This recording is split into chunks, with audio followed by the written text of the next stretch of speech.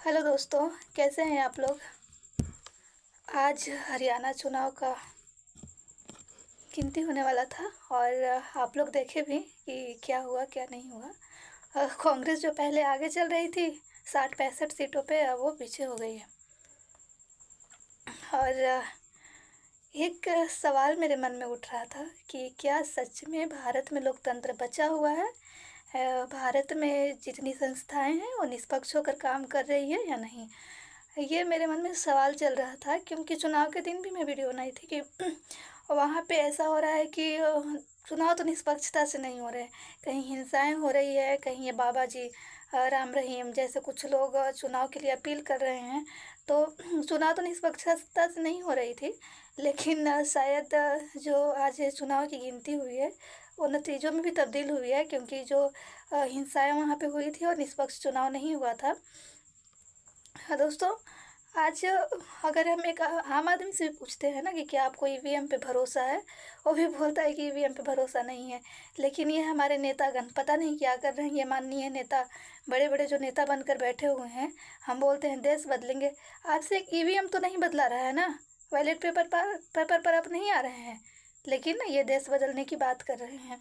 जहाँ हर exit poll Congress को आगे दिखा रही थी, वहाँ पर अगर ग्राउंड रिपोर्ट देखते यूट्यूबर का भी, तो वहाँ पे कांग्रेस आगे थी। लग रहा था मतलब वो चुनाव में भी अच्छा प्रदर्शन करेगी, क्योंकि वहाँ पे ग्राउंड रिपोर्ट में सब बोल रहे थे कांग्रेस को वोट देना है, कांग्रेस को वोट देना है, उनकी स्थिति अच्छी थी। लेकिन आज इस चुनाव में वोटिंग के समय ऐसा क्या हो गया कि कांग्रेस इतनी पीछे। मतलब जो भाजपा को पीछे बता रहे थे एग्जिट पोल, वो कांग्रेस पीछे हो गई। ये समझ में चीज़ें नहीं आ रही हैं। और ये मैं ऐसा है कि मुझे विश्वास नहीं हो रहा है कि सच में ऐसा हो रहा है कि जिसको पीछे बताया जा रहा था वो बहुत ज़्यादा आगे है, और जिसको आगे बहुत ज़्यादा आगे बताया जा रहा था वो बहुत पीछे है। कुछ तो गड़बड़ हुई है। अब हमें भी लगता है कि अब चुनाव में उतनी दिलचस्पी नहीं रही और भरोसा नहीं रहा भारत के चुनाव में। भारत के किसी भी स्टेट में चुनाव होता है तो हमें चुनाव आयोग पर भरोसा नहीं है, क्योंकि चुनाव आयोग जिस तरह से काम कर रहा है कि वो समझ में नहीं आ रहा है कैसे काम कर रहा है। क्योंकि जैसे बाबा जी थे जिस दिन, ये बाबा जी बाबा राम रहीम, तो उस दिन जब वो अपील कर रहे थे कि भाजपा को वोट करो, भाजपा को वोट करो, उस दिन भी चुनाव आयोग कोई कार्रवाई नहीं किया था। और आज भी, और हिंसाएं भी हुई थी वहाँ पे, कुछ नहीं हुआ था। चुनाव आयोग द्वारा कोई भी कदम नहीं उठाए गए थे। जिसकी केंद्र में सरकार है उसी का मलाई खाओ, बस यही चुनाव आयोग का काम रह गया है अब। अ, वैसे तो अब एक आम आदमी से भी पूछिए तो बोलता है कि अब हमें भरोसा नहीं है ईवीएम में। तो अगर आम आदमी का भरोसा नहीं है दोस्तों, ये मुद्दा सुप्रीम कोर्ट भी गया था, तो वहाँ पे भी जो न्यायाधीश थे उनका फैसला ये आया था कि नहीं, ईवीएम रहेगा, क्योंकि काउंटिंग में बहुत सारे दिन लग जाएंगे, फिर ईवीएम नहीं होगा तो। लेकिन दोस्तों, हमारी निष्पक्षता जरूरी है ना, कि दिन दिन से मतलब है, दिन से मतलब नहीं है। जनता किसको वोट कर रही है नहीं कर रही है ये साफ पता चलना चाहिए। ईवीएम में कैद हो जा रहा है, हमें नहीं पता कि उसमें सेटिंग है नहीं सेटिंग है। हमें नहीं ये जानना कि भाजपा जीते या कांग्रेस जीते, लेकिन चुनाव निष्पक्ष होना चाहिए।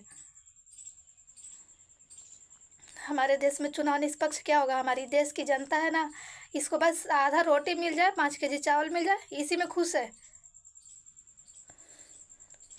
उनको लोकतंत्र में क्या हो रहा है, भारत में क्या हो रहा है, लोकतंत्र की स्थिति क्या है, हमारी गोदी मीडिया की स्थिति क्या है। हमारी गोदी मीडिया को तो ऐसा लगता है ना कि मतलब शराब पीकर रिपोर्टिंग करते हैं ये लोग, शराब पीकर।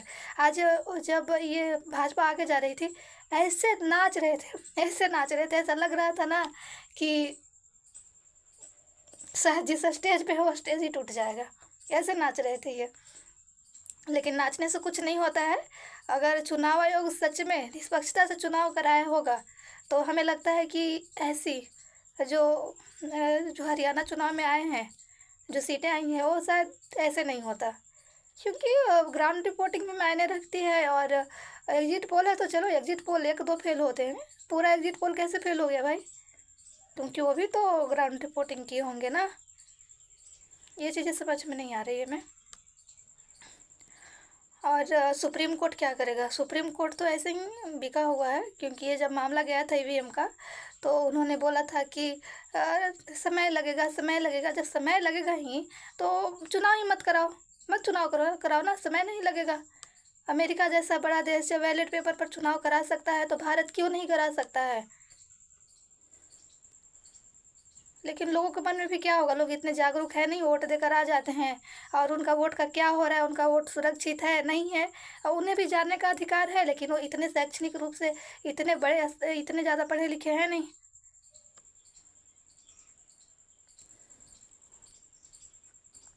सच में दोस्तों, आज चौंकाने वाली चीज़ें आई हैं।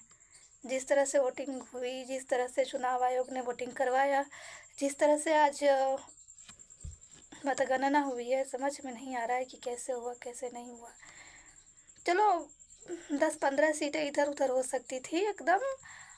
जिसको 55 सीट लाना था वो डायरेक्ट 35 पे और 36 पे आ गया, और जिसको 19-20 सीटें लानी थी वो 50 और 70 पे हो गया। ऐसे तो नहीं होता है ना, ग्राउंड रिपोर्टिंग भी कुछ मायने रखती है।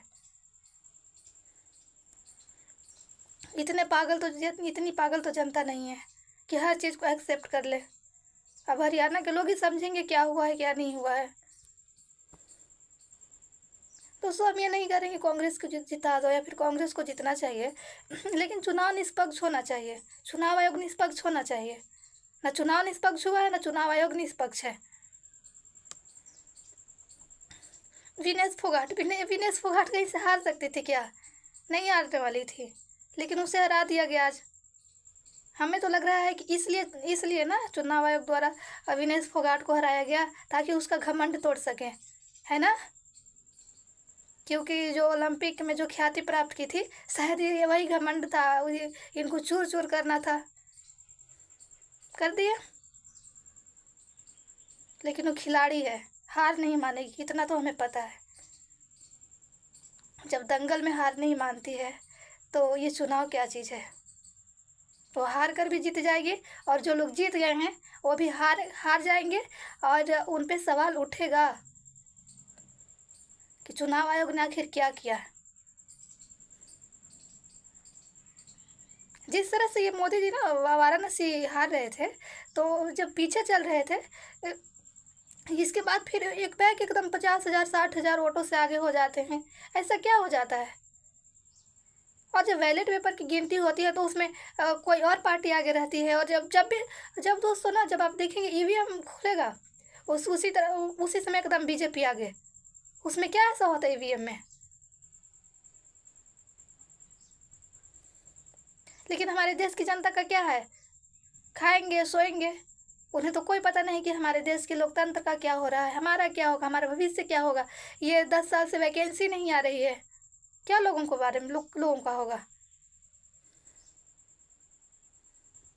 लोग अपना भविष्य नहीं चाहते, बस राष्ट्रवाद के चक्कर में पड़े हैं, हमारा देश हमारा देश हमारा देश।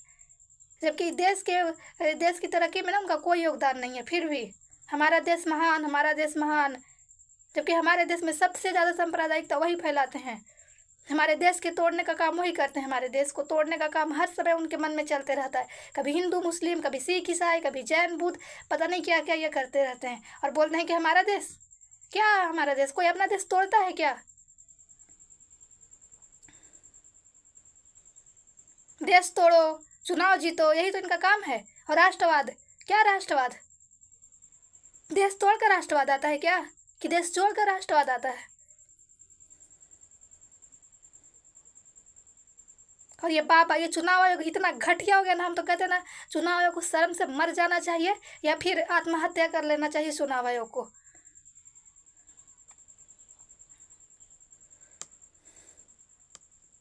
जब ये बाबा लोग जो चुनाव को प्रभावित करने की कोशिश कर रहे थे, तब ये कहाँ था? ये चुनाव आयोग सोया हुआ था। जब ये सांप्रदायिक भाषण देते हैं, हिंदू एक हो जाओ और इसको मार दो उसको मार दो, कहाँ रहता है चुनाव आयोग?